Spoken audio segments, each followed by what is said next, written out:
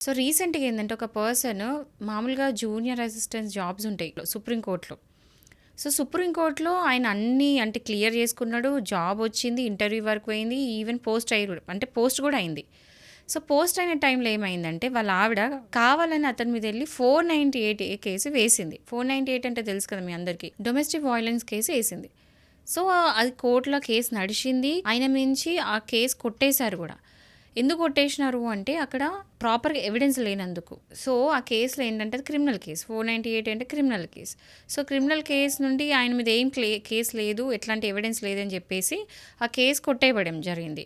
So, ఆయన మీద నుంచి ఆ పేరు లేకుండా కొట్టేసినా కూడా స్టిల్ సుప్రీం కోర్ట్ అతని జాబ్ రిజెక్ట్ చేసింది.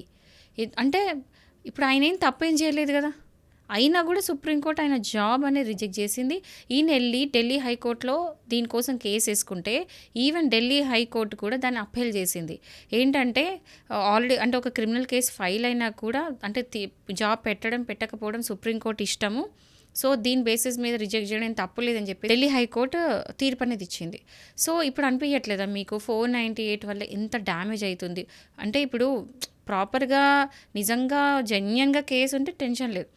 కానీ ఇట్లా ఫేక్ కేసెస్ పెట్టడం వల్ల ఎంతమంది మెన్ సఫర్ అయితున్నారు. ఇదొక ప్రైమ్ ఎగ్జాంపుల్ దానికి.